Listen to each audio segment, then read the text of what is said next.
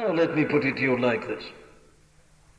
In that 53rd chapter of Isaiah, there is a kind of paradox.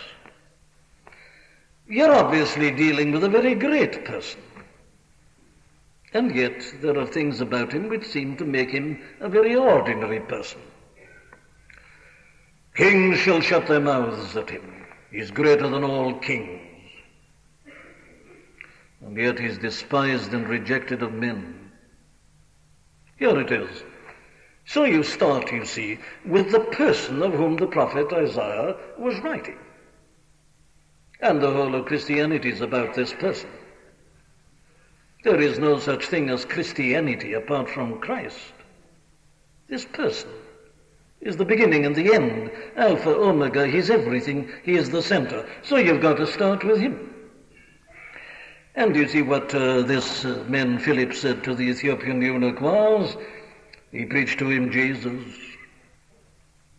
He told him about Jesus of Nazareth, and what he told him was that he was the Son of God. But that immediately raises the question, why does the Son of God come into this world? This is a great question that has baffled the ages. One of the most important books that has been written was a book that had that very title, Why God Man?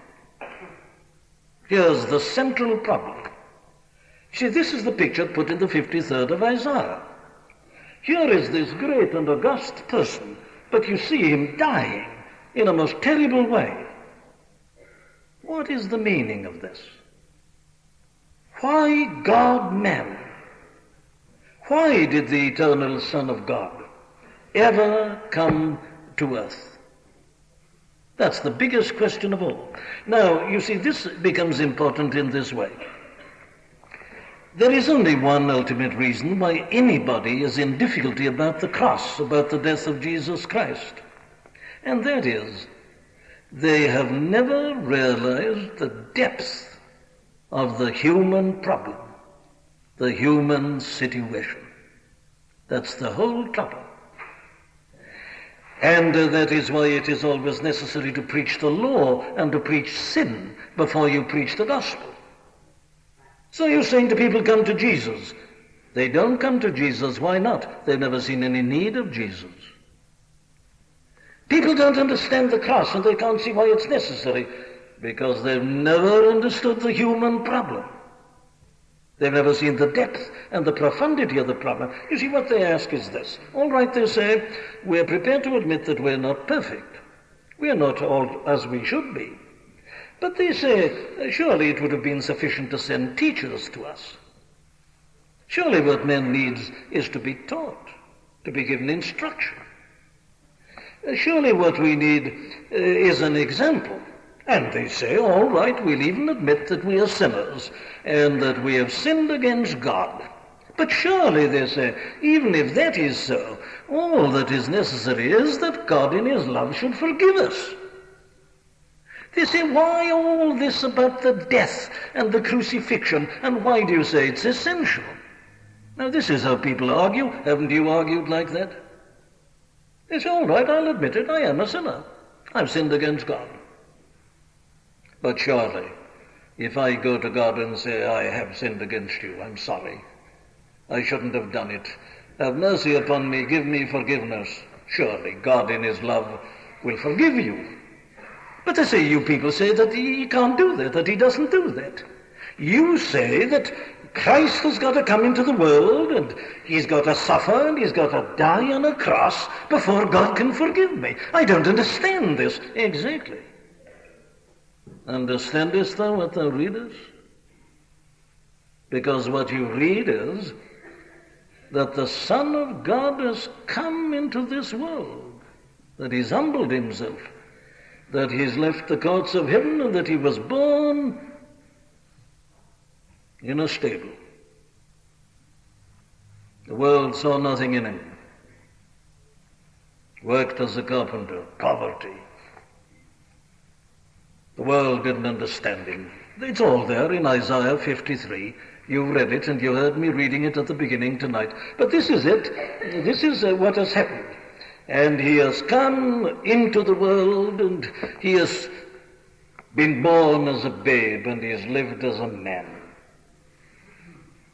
Now here is the great question. Why did this have to happen? Why cannot we be forgiven merely by God in his love saying, I forgive you? That's the problem. That's the difficulty. Why all this that you read of in Isaiah 53 and in the New Testament Gospels? Well, you see, there's only one answer to this. It is obvious, isn't it, that mere teaching is not enough. And that God, I say it with reverence, obviously could not just say, I forgive you. For it is clear that if he could, he would have done that. But that isn't what he's done. What I'm told he's done is this. God so loved the world that he gave his only begotten Son. He sent his Son into this world, and the Son came in this way. What is he doing? Well, now, it's here, you see, you begin to understand the human problem. There is something about the problem of every one of us by nature that nothing can solve except the coming of the Son of God from heaven and glory into this world. If it could have been done in any other way, it would have been done in any other way. God raised up prophets, he raised up teachers, he gave a lawgiver, he gave a law. All that was done. It didn't work. So when the fullness of the times was come, God sent forth his Son, made of a woman, made under the law, to redeem them that are under the law. Very well. He comes into the world. What's he doing by coming? Well, what he's doing is this. He is taking unto himself human nature. He's God. He's eternal God. He's the Son. But he is born of a virgin. Born of the virgin's womb. What's happened? He has taken human nature unto himself.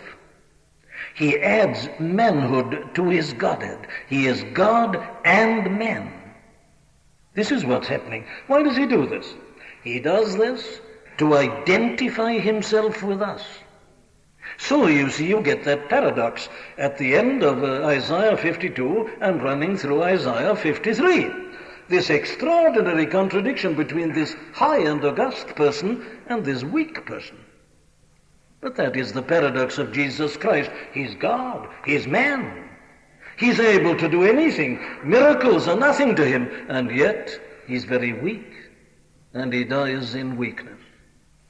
Here it is. Who is this man writing of, says this man. He's not writing of himself, says Philip. He's writing of Jesus, so he tells him about Jesus of Nazareth, God, man. What's he doing? Why has the Son of God come into the world?